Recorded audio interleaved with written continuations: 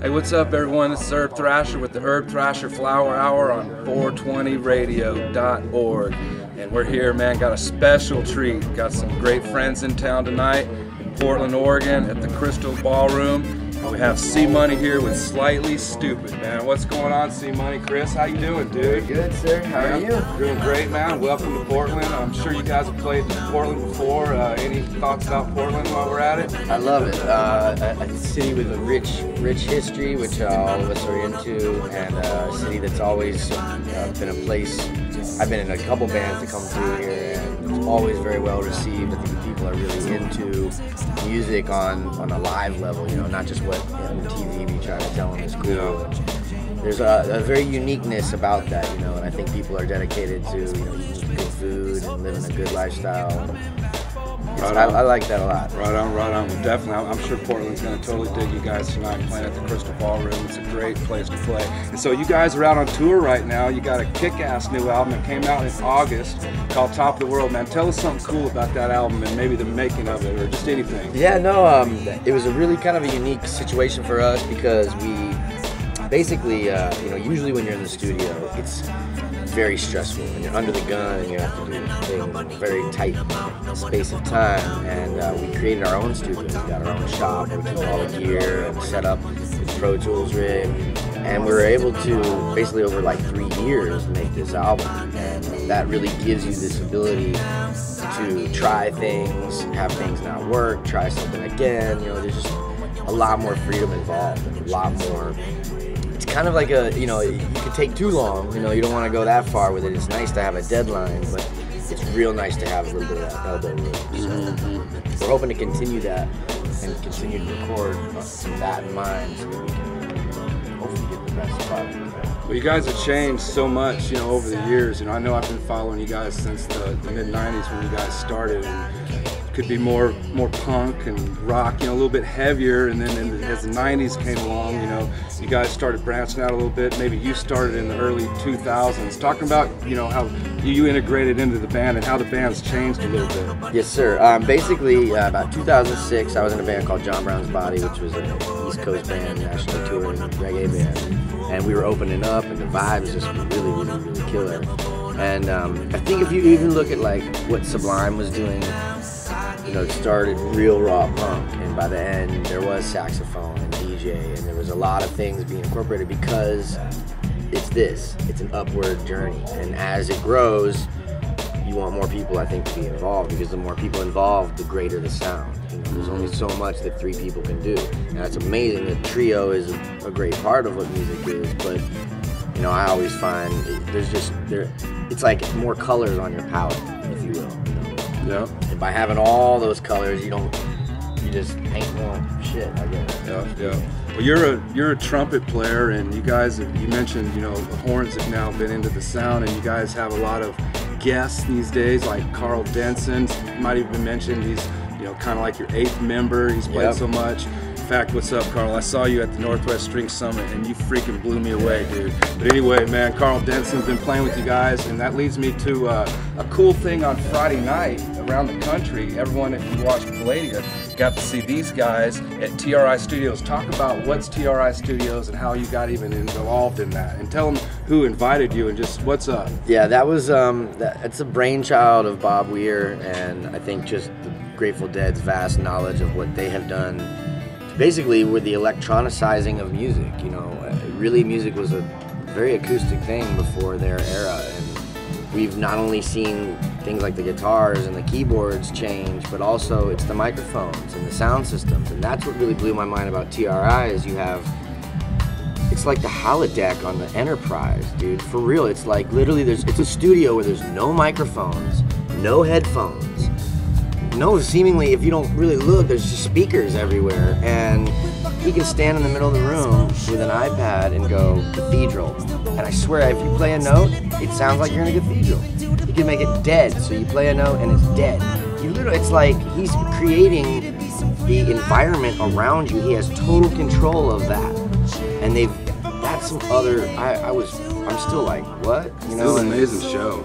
We realized we've just started recording music in the 1920s, so we're not that far off of where it's at, and we're we're going through these leaps and bounds, you know. And I've been in the studio my whole life, and it was, you know, an isolated room with a microphone and ear, you know, and none of that's there. And yet the product sounds amazing when you record there. It's like, it just kind of blows my mind. Well, that was Very well dialed in. Yeah, you guys had some great guests. Don Carlos, and like you said, Bob Weir was there, Carl was there.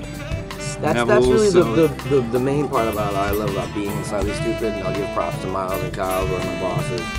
They really are all about just making good music, and they have this uncanny ability to draw so many people in to their circle, and it creates a bigger circle for all of us. And it's very unique. You know, I've been in a lot of bands, like I said, but I've never ever been in a band that was quite like this. I think you hit it right on the head there, dude. That is one thing about Slightly Stoopid. I'm expecting to see a crowd tonight of just different kind of folks, you know, and all freedom-loving folks. But you know, I'm more of a metalhead. But dude, I totally dig Stoopid, man. You know what I mean? We'll be playing metal too. No, so. But I mean, I love, you know, I know that a lot of people, you know, you guys have got this Rasta thing going, Irie kind of thing, and you know funk and honestly, soul. You guys have so much soul.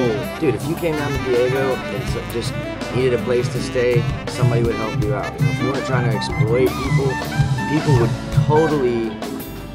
It's barbecues. I mean, I think it's not just in San Diego. I'm from the South originally. You know, that's a very Southern mentality. It's just like open arms. Like, I don't care about who you are. You know, if you're a good person, welcome. You know, and that transcends to the music, because that's pretty much all we're doing. We're like, hey, if you smoke herb, if you're down, if you're cool, come and make some music. Well, that is the way it is. If you're a douchebag, step, you know? Yeah. Well, you mentioned Urb, and this is Urb Thrasher here with C Money from Slightly Stoopid. And yeah, you know we gotta talk about some guns. You mentioned Urb, you know, we're here at 420, we're out there, we've been constantly fighting these laws and everything that's going on, and now we have 2 states finally legalized. You guys have a kick-ass 420 show scheduled in one of these at Red Rocks in Colorado with Cypress Hill. But talk about the 2 states, and were you guys watching? Were you fired up? Yeah. That's what's up. Yeah, that's what's up. It's all about this, America. This country was created on the belief that, you know, we the people will form a more perfect union to establish justice, ensure tranquility, you know, provide for the common defense. All of these things, this is our country. Stop looking to the president to be some magical person. Know who's running for your mayor. Know who's running for the sheriff of the county you live in. Know who's even running for the damn school board president, because if you do have children, or any of your family has children, they're gonna be affected.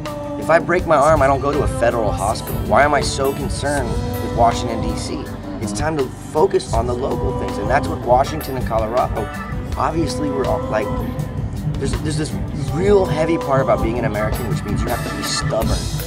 You have to hold on to that freedom, and like literally to the end. I mean, people bled and died for that. Farmers, very common folk who just were like over this belief of being exploited by an empire that's very distant to their needs. And if you think about what I just said, that's exactly what's going on right now. Our needs are we produce and grow the best marijuana on the planet. The way that Italy and France produce wine, and Germany produces beer, America could be exporting marijuana and basically not only getting the world really awesomely blazed, and I bet you people would stop killing each other. All this mess about, let's just eradicate each other till no one's left is a messed up mentality, and it sounds to me like a bunch of people that need to take a chill pill. It is, yeah. And it's like, you know, I'm not trying to opiate the masses or make people dumb, but it's like, dude, just follow common sense on this one. Well said. And I think that the money that's going to be generated by those states is going to be so undeniable. My father used to say money talks and BS walks, man. And it's like, all we got to do is make sure that the taxes are done right. Make sure that you're following the rules and doing the X's and the O's, and dotting the I's and crossing the T's. But be stubborn about what you want. Demand it, put it clearly on the table, and say, well, if we don't get this, we're gonna burn the State House down. Pretty much. I mean, not that extreme, but that's as extreme as Americans took it. Read any freaking history book, and anyone would not challenge me. I mean, you're talking about going way back to colonial days when it takes someone to get shot in front of everyone else, and then we're like, whoa, this is way wrong. We don't think we need to be there. We have the internet. We have so many things that 200 years ago they didn't have, and they still organized. They still were very, very organized. You know, they were rallying each other, and information was spreading on horseback. Man, we got the internet, and everyone was like, I mean, with Facebook, I feel like we could literally rally the people.